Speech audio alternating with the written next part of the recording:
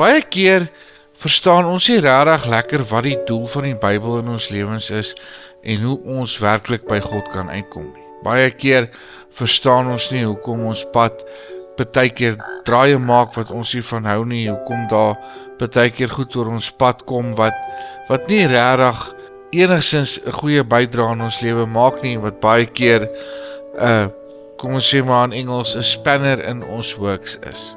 Nou in Psalm 119 vers 105 lees ons: Your word is a lamp to my feet and a light to my path. Met ander woorde, die woord van die Here is wat ons pad verlig en wat vir ons absoluut help om op hierdie pad te kan bly. Wat is hierdie pad? Hoe kom ons by hierdie pad uit? Nou, in Johannes 1 vers 1 lees ons: In die begin was die woord en die woord was met God en die woord was self God en die woord het vlees geword. Met ander woorde, Jesus het vlees geword en Jesus is die woord wat hulle hiervan praat, wat ons pad verlig en wat vir ons rigting gee. Nou lees ons in Johannes 14 vers 6 lees ons dat Jesus sê: I am the way, the truth and the life. No one comes to the Father except through me. Met ander woorde, Jesus is ook die pad wat ons moet gaan en hy is die waarheid en hy is die lewe. En Jesus het ook vir ons gesê: Ek het gekom sodat julle lewe en lewe in oorvloed kan hê. So met ander woorde, Jesus is ons pad, Jesus is ons lig en Jesus is ons waarheid. En dit is die waarheid waarvolgens ons moet leef. Nou as jy Jesus aanneem as jou verlosser en jou saligmaker, dan het jy die pad, jy het die waarheid, jy het lewe en jy het lig. Jesus het ook gesê: I am the light of this world.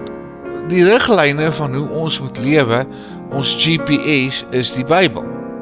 Nou as ons die Bybel volg soos ons 'n GPS volg, gaan ons by ons bestemming uitkom, vinnig by ons bestemming uitkom en veilig by ons bestemming uitkom. As ons die waarskuwing skryf van as jy op hierdie pad bly, daar is 'n verkeersknop, draai links vir soveel kilometer en dan gaan jy weer terug op die hoofweg. Dan doen jy dit, want jy weet as jy dit volg, dan gaan jy vinniger by jou bestemming uitkom. Jy gaan veiliger reis. En ons is veronderstel om met die woord van die Here ook so te werk. Maar ons werk nie so met die woord van die Here nie.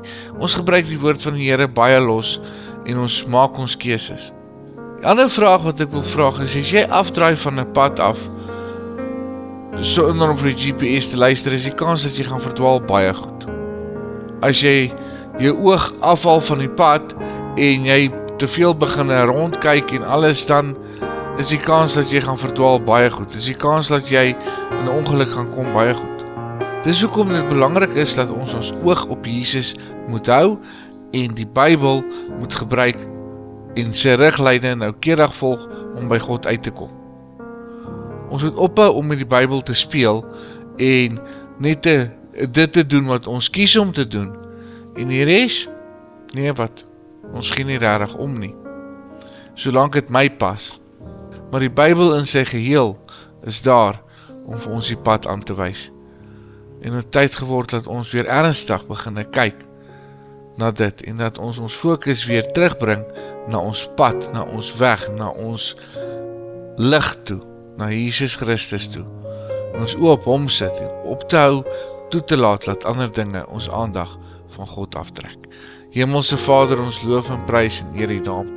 En ons dankie vir die goedheid en die liefde en die genade. Here, ek wil bid dat U ons sal help om U woord noukeurig te volg en om ons oog gefokus te hou op ons pad, op Jesus, op ons lewe, op ons lig. Help ons om aan te hou soek en nader te kom aan U en om werklik ons bestemming te bereik ten volle in vrede by U. In Jesus se naam. Amen.